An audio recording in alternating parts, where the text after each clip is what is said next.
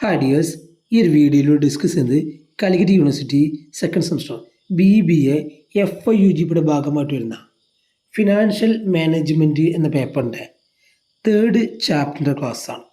First 2 ചാപ്റ്ററിൻ്റെ class നമ്മൾ ഈ ചാനലിലൂടെ ആൾറെഡി അപ്ലോഡ് ചെയ്തിട്ടുള്ളതാണ്. അപ്പോൾ ആ ക്ലാസ്സുകൾ വാച്ച് ചെയ്യാത്തുണ്ടെങ്കിൽ ആ ക്ലാസ്സുകൾ പൂർണ്ണമായിട്ടും വാച്ച് ചെയ്യാം. തേർഡ് ചാപ്റ്റർ വരുന്നത് കോസ്റ്റ് ഓഫ് ക്യാപിറ്റലാണ്. ഫിനാൻഷ്യൽ മാനേജ്മെൻറ്റ് പേപ്പറിലെ വളരെ പ്രധാനപ്പെട്ട ഒരു ഏരിയയാണ് കോസ്റ്റ് ഓഫ് ക്യാപിറ്റൽ. തിയറിയും പ്രോബ്ലത്തിനും ഒരുപോലെ ഇമ്പോർട്ടൻ്റ് ഉള്ള ഏരിയയാണ് കോസ്റ്റ് ഓഫ് ക്യാപിറ്റൽ എന്ന് പറയുന്ന ഈ ഒരു ചാപ്റ്റർ. നല്ലവണ്ണം പ്രാധാന്യം കൊടുക്കണം. ഒരുപാട് ചോദ്യങ്ങൾ യൂണിവേഴ്സിറ്റി ക്വസ്റ്റ്യൻ പേപ്പറിൽ നിന്ന് ഈ ഒരു ഏരിയയിൽ നിന്ന് വരാൻ സാധ്യതയുണ്ട്.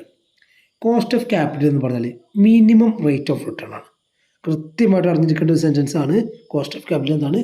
Minimum rate of return required by a investor expected. ഒരു ഇൻവെസ്റ്റർ ഇൻവെസ്റ്റ് ചെയ്യുമ്പോൾ അയാൾ എക്സ്പെക്റ്റ് ചെയ്യുന്ന മിനിമം റേറ്റ് ഓഫ് റിട്ടേൺ പറഞ്ഞ പേരാണത് കോസ്റ്റ് ഓഫ് ക്യാപിറ്റൽ. മറ്റൊരു പ്രധാനപ്പെട്ട മീനിങ് നോക്കാം. Cost of capital is the minimum rate of return which A firm requires as A condition for undertaking an investment.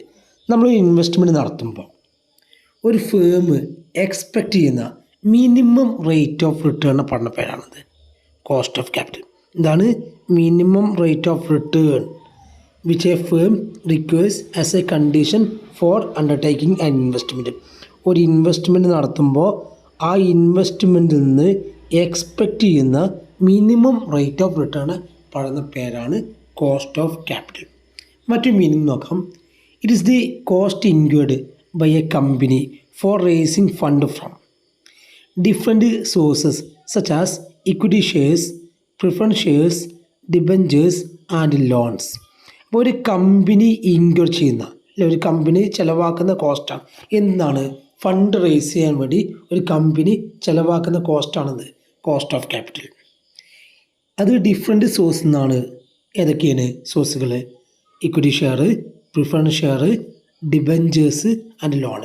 അപ്പോൾ ഒരു company inquire ചെയ്യുന്ന കോസ്റ്റാണ് cost of capital. എന്തിനു വേണ്ടിയാണ് അവർ ഇൻക്വയർ ചെയ്യുന്നത്? Raising of fund from different sources. കൃത്യമായിട്ട് മനസ്സിലാക്കാം. ഇനി നമ്മൾ ഇവിടെ നോക്കാൻ പോകുന്നത് ഒരു ഡെഫിനിഷനാണ്. സോളമൻ ഇസ്ര കോസ്റ്റ് ഓഫ് ക്യാപിറ്റലിന് നൽകിയ ഡെഫിനിഷനാണ്. അപ്പോൾ according to Solomon Ezra defined it as the minimum required rate of return or cut off rate for capital expenditure. എന്താണ് കോസ്റ്റ് ഓഫ് ക്യാപിറ്റൽ എന്ന് പറഞ്ഞാൽ? മിനിമം റേറ്റ് ഓഫ് റിട്ടേൺ ആണ്. അപ്പം നമ്മൾ എക്സ്പെക്റ്റ് ചെയ്യുന്ന മിനിമം റേറ്റ് ഓഫ് റിട്ടേൺ ആണത് cost of capital. അല്ലെങ്കിൽ cut off rate ആണ്. ഒരു ക്യാപിറ്റൽ എക്സ്പെൻഡിച്ചറിൻ്റെ കട്ട് ഓഫ് റേറ്റിനെ പറഞ്ഞ പേരാണത് കോസ്റ്റ് ഓഫ് ക്യാപിറ്റൽ. അപ്പോൾ കൃത്യമായിട്ട് മീനിങ് മനസ്സിലാക്കാം. നെക്സ്റ്റ് വരുന്ന ടോപ്പിക്കാണ് features of cost of capital. അതിൽ ഒന്നാമത്തെ പോയിൻ്റാണ് minimum required rate of return. Cost of capital എന്ന് പറഞ്ഞാൽ നമ്മൾ ഇൻവെസ്റ്റ്മെൻറ്റ് നടത്തി ആ ഇൻവെസ്റ്റ്മെൻറ്റിൽ നിന്ന് നമ്മൾ എക്സ്പെക്റ്റ് ചെയ്യുന്ന മിനിമം റേറ്റ് ഓഫ് റിട്ടേൺ ആണ്. അപ്പോൾ കോസ്റ്റ് ഓഫ് ക്യാപിറ്റലുമായി ബന്ധപ്പെട്ട ഏറ്റവും ബേസിക് ആയിട്ടുള്ള ഒരു ഫീച്ചേഴ്സാണിത് minimum required rate of return. ഇനി നമ്മൾ കോസ്റ്റ് ഓഫ് ക്യാപിറ്റലിൻ്റെ എന്തൊരു മീനിങ് എഴുതുമ്പോഴും ഈ ഒരു സെൻറ്റൻസ് കൃത്യമായിട്ട് എഴുതാൻ വേണ്ടി ശ്രമിക്കാം. അപ്പോൾ കോസ്റ്റ് ഓഫ് ക്യാപിറ്റലുമായി ബന്ധപ്പെട്ട ഏറ്റവും ബേസിക്കായിട്ട് അറിഞ്ഞിരിക്കേണ്ട ഒരു സെൻറ്റൻസാണിത്. കോസ്റ്റ് ഓഫ് ക്യാപിറ്റൽ എന്താണ്? Minimum required rate of return ആണ്. Second, based on risk factor. Cost of capital risk factor based ആണ്. എന്തുണ്ട്? കോസ്റ്റ് ഓഫ് ക്യാപിറ്റൽ എന്തുണ്ട്? റിസ്ക് ഉണ്ട്. ദെൻ നെക്സ്റ്റ് പോയിൻ്റാണ് എക്സ്പ്രസ്ഡ് ആസ് എ പെർസെൻറ്റേജ്. നമ്മൾ ഏതൊരു കോസ്റ്റ് ഓഫ് ക്യാപിറ്റലും എക്സ്പ്രസ് ചെയ്യുക പെർസെൻറ്റേജിലാണ്. പ്രോബ്ലം ചെയ്യുമ്പോൾ നമുക്ക് കൃത്യമായിട്ട് ഈ ഒരു പോയിൻ്റ് മനസ്സിലാവും. Include cost of different source of finance. ഈ കോസ്റ്റ് ഓഫ് ക്യാപിറ്റൽ വ്യത്യസ്ത സോഴ്സ് ഓഫ് ഫിനാൻസ് കോസ്റ്റുകൾ വരും. കോസ്റ്റ് ഓഫ് ഡെപ്റ്റ് വരും, കോസ്റ്റ് ഓഫ് ഇക്വിറ്റി വരും, കോസ്റ്റ് ഓഫ് പ്രിഫറൻസ് വരും, കോസ്റ്റ് ഓഫ് റിട്ടേൺഡ് ഏർണിങ്സ് വരും. Used for investment decision. Cost of capital എന്തിനു ഉപയോഗിക്കുന്നു? Investment decisions, നമ്മൾ ഏതിൽ ഇൻവെസ്റ്റ് ചെയ്യണം എന്ന തീരുമാനം എടുക്കാൻ വേണ്ടി സഹായിക്കുന്നു. Act as a cut off rate. ഇതെന്ത് ചെയ്യുന്നു? ഒരു കട്ട് ഓഫ് റേറ്റ് ആയിട്ട് പ്രവർത്തിക്കുന്നു. കോസ്റ്റ് ഓഫ് ക്യാപിറ്റൽ ഒരു കട്ട് ഓഫ് റേറ്റ് ആയിട്ട് പ്രവർത്തിക്കുന്നു. Influenced by market condition.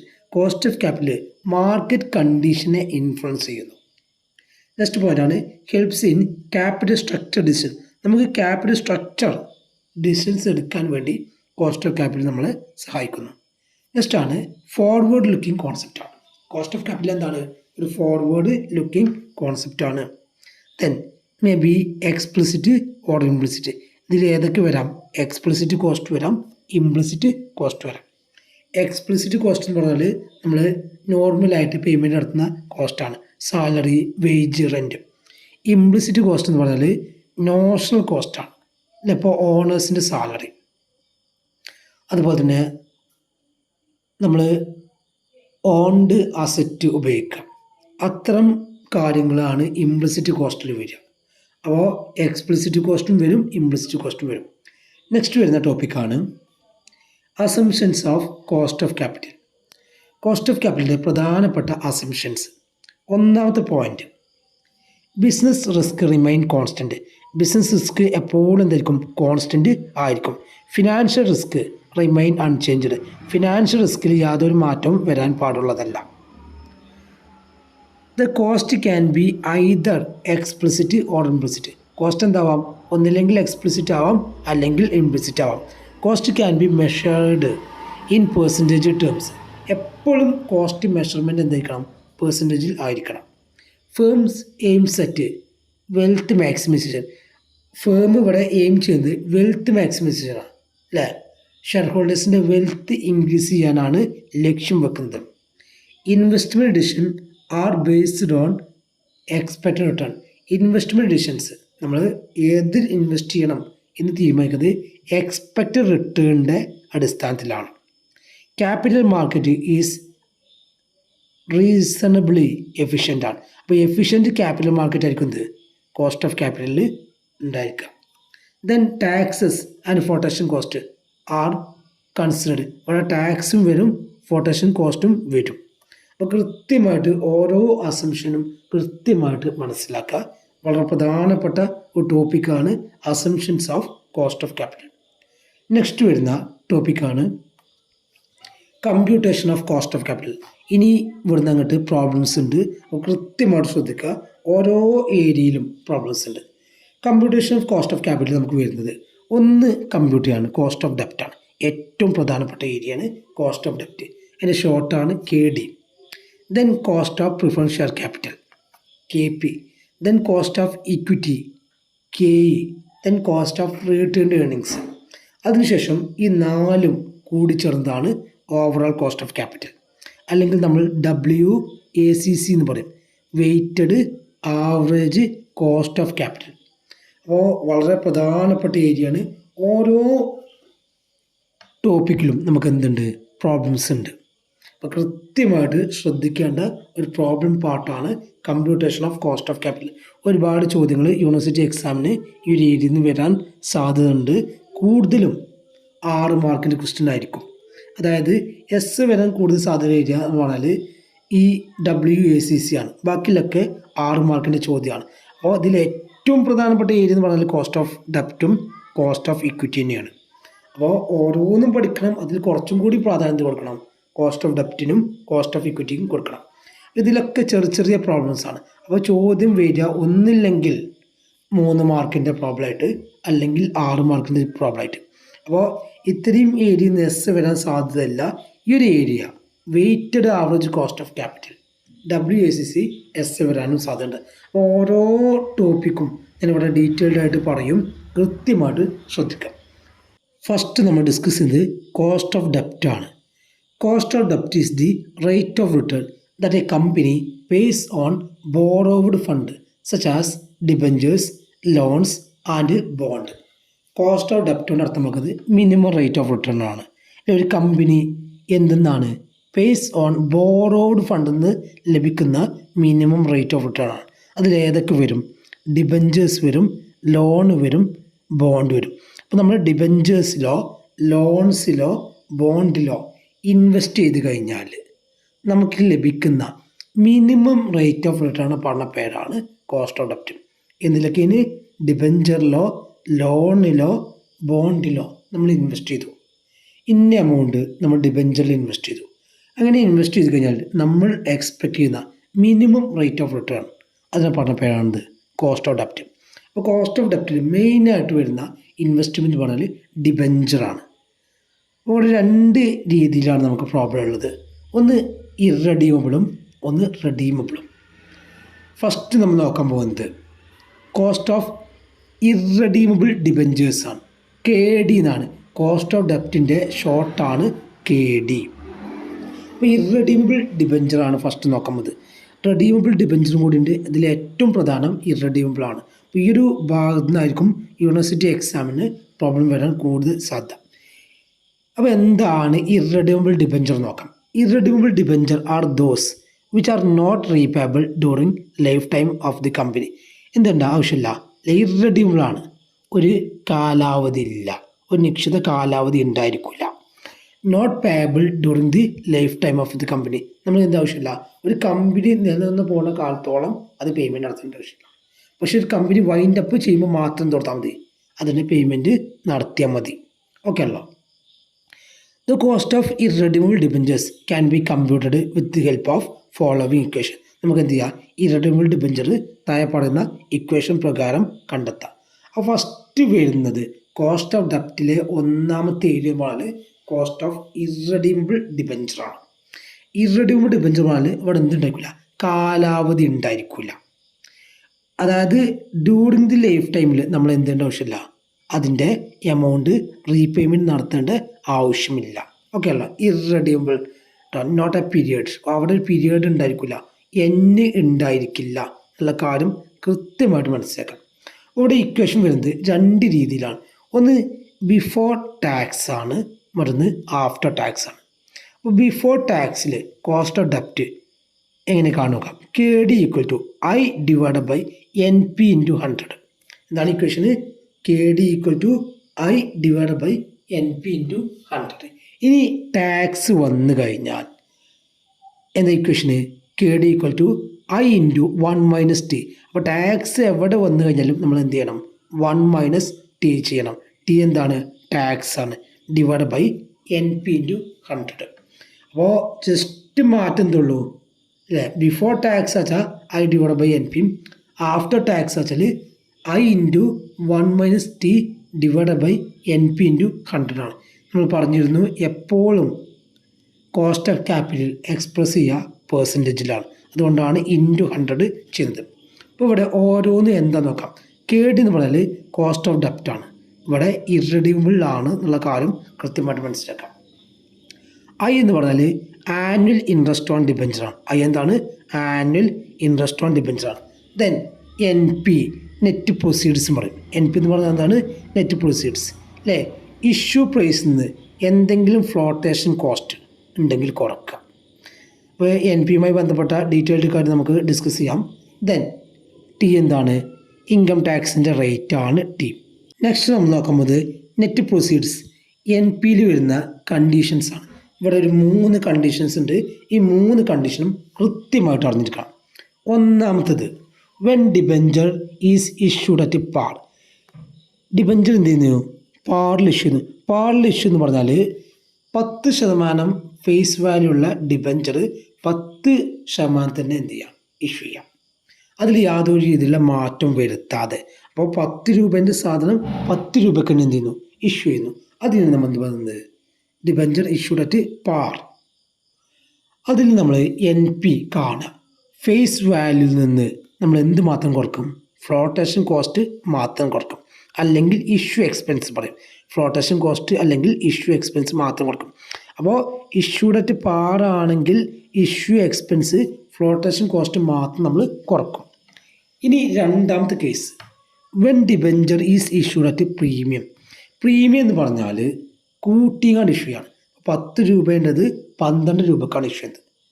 10 രൂപ ഫേസ് വാല്യൂ ഉള്ളത് 12 രൂപക്കാണ് ഇഷ്യൂ ചെയ്യുന്നത്. അവിടെ നമ്മൾ NP കണ്ടെത്തുക. Face value plus premium. Face വാല്യൂൻ്റെ കൂടെ എന്ത് കൂട്ടും, പ്രീമിയം കൂട്ടും, മൈനസ് ഫ്ലോട്ടേഷൻ കോസ്റ്റ് അല്ലെങ്കിൽ ഇഷ്യൂ എക്സ്പെൻസ്. അപ്പോൾ പ്രീമിയം വന്നു കഴിഞ്ഞാൽ പ്രീമിയം പ്ലസ് ചെയ്തിട്ടാണ് നമ്മൾ എന്ത് കൊടുക്കുക, ഇഷ്യൂ എക്സ്പെൻസ് അല്ലെങ്കിൽ ഫ്ലോട്ടേഷൻ കോസ്റ്റ് കുറക്കാം. മൂന്നാമത്തെ case when debenture is issued at discount. Discount എന്ന് പറഞ്ഞാൽ 10 രൂപേൻ്റെത് 8 രൂപക്ക് കുറച്ചും കാണ്ടാണ്, പ്രീമിയം കൂട്ടിയും കാണ്ടാണ്, ഡിസ്കൗണ്ട് കുറച്ചും കാണ്ടാണ്. അപ്പോൾ നമ്മളിവിടെ NP ഈക്വൽ ടു ഫേസ് വാല്യൂന്ന് ആദ്യം ഡിസ്കൗണ്ട് കുറക്കും. ദെൻ അതുപോലെ തന്നെ എന്തും കുറക്കും, ഡിസ്കൗണ്ടും കുറക്കും, ഇഷ്യൂ എക്സ്പെൻസും കുറക്കും. അപ്പോൾ 3 കേസ് പറഞ്ഞു. ഒന്ന് പാറിൽ എന്ത് മാത്രമേ കുറക്കുള്ളൂ, ഇഷ്യൂ എക്സ്പെൻസ് മാത്രമേ കുറക്കുള്ളൂ. ദെൻ 2 പ്രീമിയത്തിൻ്റെ കൂടെ ആകുമ്പോൾ ഫേസ് വാല്യൂൻ്റെ കൂടെ പ്രീമിയം കൂട്ടും, ഇഷ്യൂ എക്സ്പെൻസ് കുറക്കും. ദെൻ ഡിസ്കൗണ്ടിൽ ഫേസ് വാല്യൂന്ന് ഡിസ്കൗണ്ടും കുറക്കും, ഇഷ്യൂ എക്സ്പെൻസും കുറക്കും. കൃത്യമായിട്ട് ഈ ഒരു കാര്യം ഇവിടെ കൃത്യമായിട്ട് പഠിക്കണം.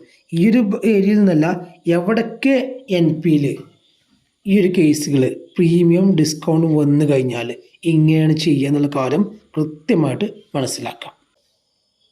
നെക്സ്റ്റ് നമുക്ക് കോസ്റ്റ് ഓഫ് ഡെപ്റ്റുമായി ബന്ധപ്പെട്ട ഒരു പ്രോബ്ലം നോക്കാം. A company issues debentures of ₹1 lakh at 10% interest. Net proceeds are 95,000, tax rate is 30%. ഇവിടെ പറയുന്നത് ഒരു കമ്പനി 1,00,000 ഡിബഞ്ചർ ഇഷ്യൂ ചെയ്യാണ്. ഇൻട്രസ്റ്റ് എന്ന് പറഞ്ഞാൽ 10%. 1,00,000ൻ്റെ 10% ഇൻട്രസ്റ്റ്. NP നെറ്റ് പ്രൊസീഡ്സ് 95,000 ആണ്. ടാക്സ് റേറ്റ് 30% ആണ്. ഇങ്ങനെ ചോദ്യം കണ്ടു കഴിഞ്ഞാൽ ഇത് കോസ്റ്റ് ഓഫ് ഡെപ്റ്റ് കണ്ടെത്താനുള്ള ചോദ്യമാണ്. കമ്പ്യൂട്ടർ കോസ്റ്റ് ഓഫ് ഡെപ്റ്റ് എന്നാണ്. ഈ ഒരു ചോദ്യം കണ്ടു കഴിഞ്ഞാൽ നമ്മൾ ഫസ്റ്റ് മനസ്സിലാക്കേണ്ടത് ഇത് ഇറഡീമബിൾ ആണോ റെഡീമബിൾ ആണോ എന്നാണ്. നമ്മൾ നോക്കേണ്ടത് കാലാവധി തന്നിക്കൊണ്ട് നോക്കാം അല്ലേ. ഇത്ര വർഷത്തിനാണ് ചോദ്യത്തിൽ ഉണ്ടോ എന്ന് കാര്യം കൃത്യമായിട്ട് നോക്കാം. ഉണ്ടെങ്കിൽ അത് റെഡീമബിൾ ആണ്, ഇല്ലെങ്കിൽ ഇറഡീമബിൾ. ഇവിടെ എന്തില്ല, കാലാവധിനെ കുറിച്ച് പറയാനുള്ള. അതുകൊണ്ട് എന്താണ് ഇത് ഇറഡീമബിൾ ഡെപ്റ്റാണ്. എന്താണ് ഇറഡീമബിൾ ഡെപ്റ്റിൻ്റെ ചോദ്യമാണ്. അപ്പോൾ ഫസ്റ്റ് നമ്മൾ ഇക്വേഷൻ എഴുതണം അല്ലേ. ഇവിടെ ഇക്വേഷൻ എന്താണ്, KD = I × 1 - T / NP. എന്താണ് ഇക്വേഷൻ, എന്താണ് KD = I × 1 - T / NP ആണെന്ത് equation. ഇനി നമുക്ക് അതിൽ നിന്ന് ഓരോന്നും കണ്ടെത്താം അല്ലേ. I എത്രയാണ്, ഇവിടെ 1,00,000 ആണ്. 1,00,000ൻ്റെ 10% ഇൻട്രസ്റ്റ്. അപ്പോൾ 1,00,000ൻ്റെ 10% എന്ന് പറഞ്ഞാൽ 10,000 രൂപ എന്ന് കിട്ടും. എത്രയാണ് 10,000. ദെൻ 1 - T അല്ലേ. 1 - T എന്ന് പറഞ്ഞാൽ 1 - 30%, അതായത് 1 - 0.3 എന്ന് കിട്ടും. / NP എത്രയാണ് 95,000. ഈ ഒരു കാര്യം നമുക്ക് സോൾവ് ചെയ്യാം. ഇൻട്രസ്റ്റ് 10,000 രൂപ, 10,000 × 1 - 0.30. ഇവിടെ ശ്രദ്ധിക്കട്ടോ, 30% എന്ന് പറഞ്ഞാൽ 0.30 ആണ്. ആ കാര്യം നമ്മൾ മുമ്പേ പറഞ്ഞതാണ്. കൃത്യമായിട്ട് ആ കാര്യം മനസ്സിലാക്കുക കേട്ടോ. 30% എന്ന് പറഞ്ഞാൽ 0.30 ആണ്. അപ്പോൾ ഇത് സോൾവ് ചെയ്ത് കഴിഞ്ഞാൽ അല്ലേ, / 95,000 × 100 that is equal to 7,000 / 95,000 × 100 കിട്ടും. ആൻസർ 7.37% എന്നുള്ള ആൻസർ കിട്ടും. അപ്പോൾ KD എത്രയാണ് 7.37% ആണ്. നെക്സ്റ്റ് കോസ്റ്റ് ഓഫ് ഡെപ്റ്റുമായി ബന്ധപ്പെട്ട മറ്റൊരു പ്രോബ്ലം നോക്കാം. ഇവിടെ 4 പ്രോബ്ലംസ് വരുന്നത്, 4 വ്യത്യസ്ത കേസുള്ള പ്രോബ്ലംസാണ് വരുന്നത്. ഈ 4 പ്രോബ്ലംസും കൃത്യമായിട്ട് മനസ്സിലാക്കിയിട്ട് അത് സോൾവ് ചെയ്ത് പഠിച്ചു കഴിഞ്ഞാൽ കോസ്റ്റ് ഓഫ് ഡെപ്റ്റുമായി ബന്ധപ്പെട്ട ഏതൊരു ചോദ്യം വന്നു കഴിഞ്ഞാലും നിങ്ങൾക്ക് എക്സാമിന് ആൻസർ ചെയ്യാൻ കഴിയും. അതിൽ ഒന്നാമത്തെ ചോദ്യം നോക്കാം. A Limited issued 1,08,000 debentures at par. A Limited issue ചെയ്യുന്നത് 1,00,000 ഡിബഞ്ചറാണ്. 8% ഇൻട്രസ്റ്റ്. എത്ര ഇൻട്രസ്റ്റ്? 8% ഇൻട്രസ്റ്റ്. ഇഷ്യൂഡ് ചെയ്യുന്നത് പാറിലാണ്. പാറിലെന്ന് പറഞ്ഞാൽ ഈ 1,00,000 ഡിബഞ്ചർ 1,00,000 തന്നെ ഉണ്ടെന്ന് ഇഷ്യൂ ചെയ്യുന്നത്. Tax rate applicable to the company is 50%. 50% tax rate compute cost of ഡെപ്റ്റ് ക്യാപിറ്റൽ. ദെൻ രണ്ടാമത്തെ ചോദ്യം. B Limited issued 1,08,000 debentures at premium of 10%. B Limited 1,00,000 debenture issue ഉണ്ട്. 8% ഡിബഞ്ചറിൻ്റെ ഇൻട്രസ്റ്റ് പ്രീമിയത്തിലാണ് ഇഷ്യൂ ചെയ്തത്. അപ്പോൾ അവിടെ 10% കൂട്ടണം, പ്രീമിയം കൂട്ടണം അല്ലേ. 1,00,000 കൂടെ 10% പ്രീമിയം കൂടി കൂട്ടിയതാണെന്ത് NP. Then tax rate applicable to the company 60% compute cost of ഡെപ്റ്റ് ക്യാപിറ്റൽ. മൂന്നാമത്തെ ചോദ്യം, C limited issues 1,08% debentures at a discount. ഇവിടെ ഡിസ്കൗണ്ടാണ്. ഡിസ്കൗണ്ട് എന്ന് പറയുമ്പോൾ അത് കുറക്കണം, 5% കുറക്കണം. 1,00,000 നിന്ന് 5% കൊടുക്കണം. ഇൻട്രസ്റ്റ് എത്ര തന്നെയാണ്? 8% തന്നെയാണ്.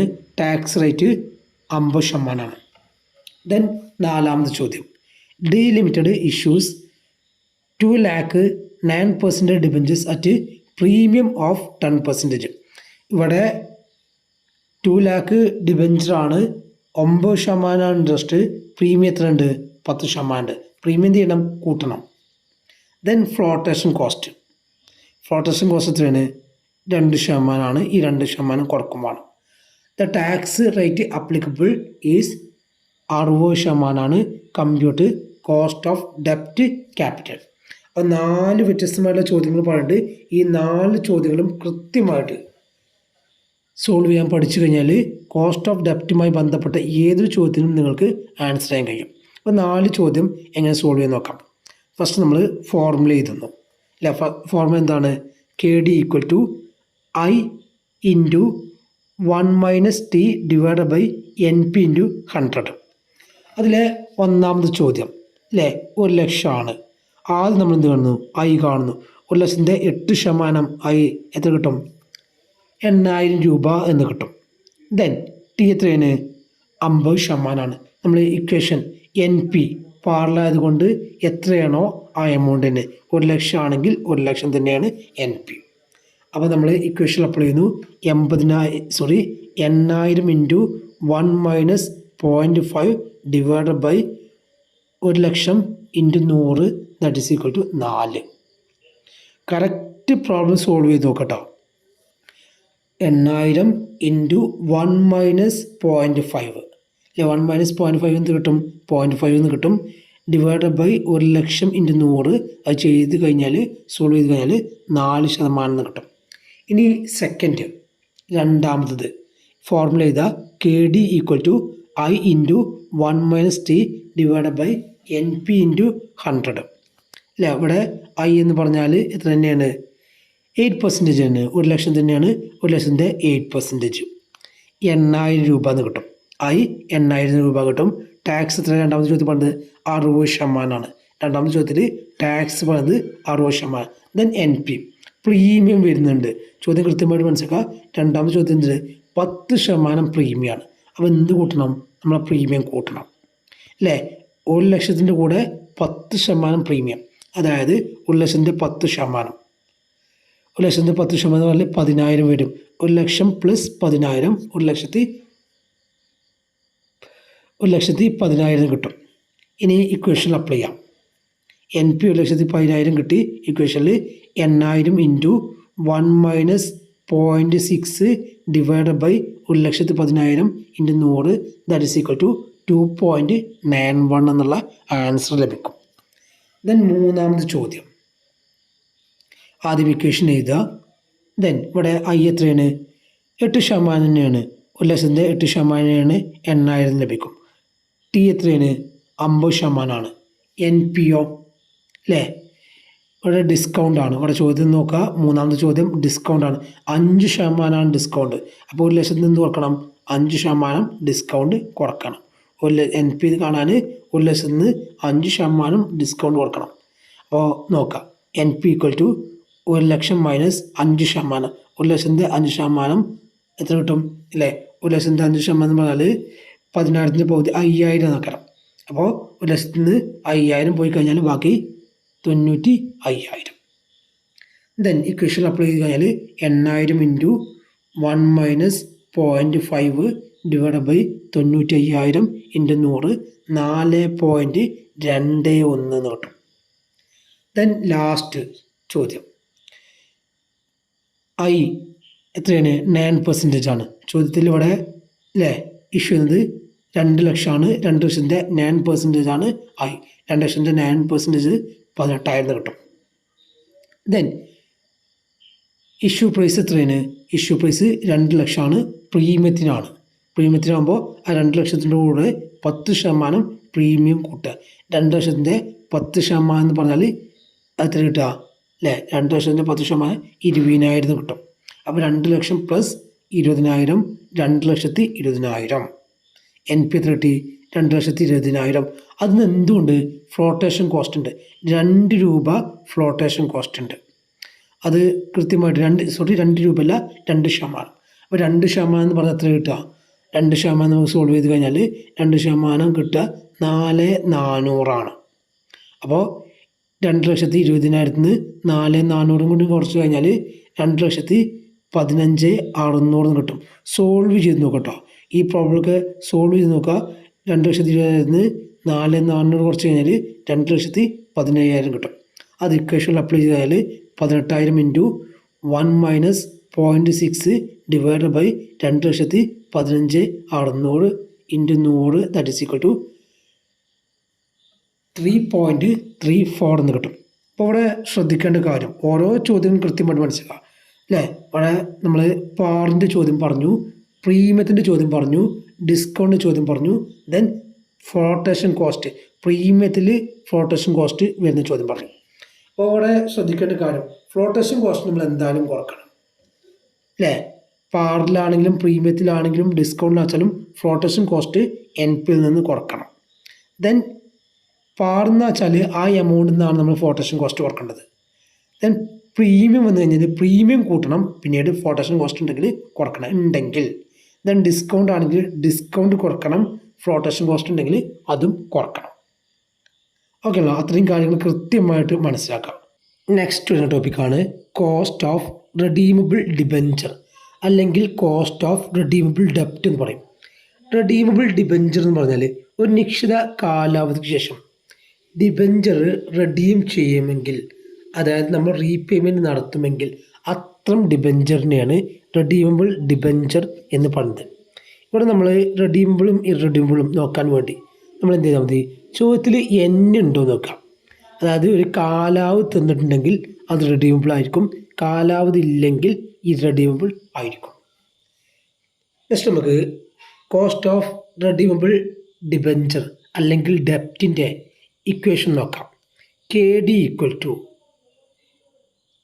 I into 1 minus T plus 1/N RV minus NP divide by 1/2 RV plus NP.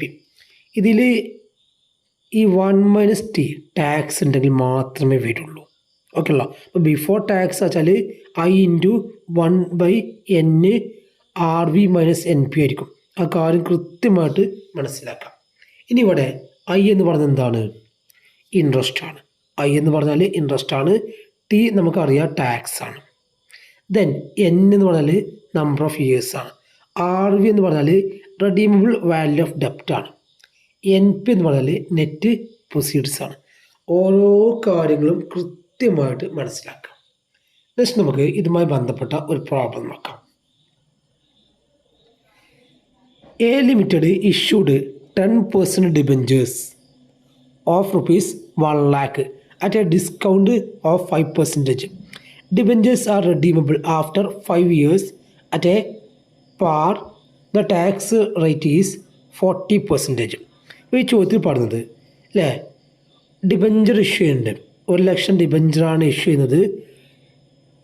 10% ഡിബഞ്ചറിൻ്റെ interest. Issued എന്താണ്? ഡിസ്കൗണ്ടിലാണ് ഇഷ്യൂ ചെയ്യുന്നത്. ദെൻ റിഡീം ചെയ്യുന്നത് 5 വർഷങ്ങൾക്ക് ശേഷമാണ്. അപ്പോൾ എത്രയാണ്? 5 വർഷമാണ്. പാറിലാണ്. റെഡീമബിൾ വാല്യൂ ഇതിലാണ്, പാറിലാണ് കാര്യം മനസ്സിലാക്കാം. Then tax rate 40%. ഓരോ കാര്യങ്ങളും കൃത്യമായിട്ട് മനസ്സിലാക്കാം അല്ലേ? ഓരോന്നും എഴുതുക. ഇൻട്രസ്റ്റ് എത്രയാണ്? 10%. അപ്പോൾ 1 ലക്ഷത്തിൻ്റെ 10% എന്ന് പറഞ്ഞാൽ ഇൻട്രസ്റ്റ് 10,000 രൂപ എന്ന് കിട്ടും. നെക്സ്റ്റ് ടാക്സ് T 40%, അതായത് 0.40 എന്ന് കിട്ടും. ദെൻ റെഡീമബിൾ വാല്യൂ RV എത്രയാണ്? അല്ല, റെഡീമബിൾ അറ്റ് പാറാണ്. അപ്പോൾ 1 ലക്ഷം എന്നുള്ളത് എത്ര തന്നെയാണ്? 1 ലക്ഷം തന്നെയാണ് റെഡീമബിൾ വാല്യൂ. ഓക്കെ അല്ലോ? പാറെന്ന് കറക്റ്റ് പറഞ്ഞിട്ട് റെഡീമബിൾ അല്ലേ 5 ഇയേഴ്സ് അറ്റ് പാർ, അതുകൊണ്ട് 1,00,000 തന്നെയാണ്. ദെൻ നെറ്റ് പ്രൊസീഡ്സ് ഡിസ്കൗണ്ടിലാണ് 1,00,000 ഉള്ളത് 5%. അതായത് 1,00,000ൻ്റെ 5% എന്ന് പറഞ്ഞാൽ 5,000 കുറച്ച് കഴിഞ്ഞാൽ നമുക്ക് എന്ത് കിട്ടും? 95,000 കിട്ടും. അല്ലെങ്കിൽ അല്ലേ 1,00,000ൻ്റെ 5% കഴിച്ചിട്ട് 95%ആണിത് നെറ്റ് പ്രൊസീഡ്സ്. അങ്ങനെയും മനസ്സിലാക്കാം. ഓക്കെ അല്ലോ. എങ്ങനെ ചെയ്താൽ നമുക്ക് 95,000 എന്ന് എന്ത് കിട്ടും? NP കിട്ടും. ഇനി നമ്പർ ഓഫ് ഇയേഴ്സ് N എത്രയാണ്? 5 വർഷമാണ്. ഇത്രയും കാര്യങ്ങൾ കിട്ടിക്കഴിഞ്ഞാൽ ഇക്വേഷൻ അപ്ലൈ ചെയ്യാം. ഇക്വേഷൻ എന്താ അല്ലേ? KD into I into 1 - T plus 1/N into RV minus NP divide by half into RV plus NP into 100. അപ്പോൾ നമ്മൾ ഇക്വേഷൻ അപ്ലൈ ചെയ്യുമ്പോൾ അല്ലേ 10,000 ഇൻറ്റു 1 മൈനസ് 0.4 പ്ലസ് 1/5 5 വർഷമാണ് into 1,00,000 minus 95,000 divide by 1/2 into 1,00,000 plus 95,000 into 100. അത് നമുക്ക് solve ചെയ്യുമ്പോൾ 10,000 into 0.6 plus 1/5 into 5,000 കിട്ടും. ഇത് നമുക്ക് സോൾവ് ചെയ്യുമ്പോൾ ആൻസർ എടുത്ത് കിട്ടും 7.18 കിട്ടും. എല്ലാവരും ആൻസർ സോൾവ് ചെയ്ത് നോക്കുക. ഓക്കെ അല്ലോ. ആൻസറൊക്കെ സോൾവ് ചെയ്ത് നോക്കുക. ഇതാണ് കോസ്റ്റ് ഓഫ് റെഡീമബിൾ ഡിബഞ്ചർ. അപ്പോൾ നമ്മളിവിടെ 2 ഭാഗത്തുള്ള പ്രോബ്ലം പറഞ്ഞത്. ഒന്ന് കോസ്റ്റ് ഓഫ് ഇറഡീമബിൾ ഡിബഞ്ചറും മറ്റൊന്ന് കോസ്റ്റ് ഓഫ് റെഡീമബിൾ ഡിബഞ്ചറും. കോസ്റ്റ് ഓഫ് ഡിബഞ്ചറിന് എന്ത്? കോസ്റ്റ് ഓഫ് ഡെപ്റ്റ് എന്ന് പറയുന്ന ഏരിയ. കൃത്യമായിട്ട് ഓരോ കാര്യങ്ങളും മനസ്സിലാക്കുക. Okay, thank you.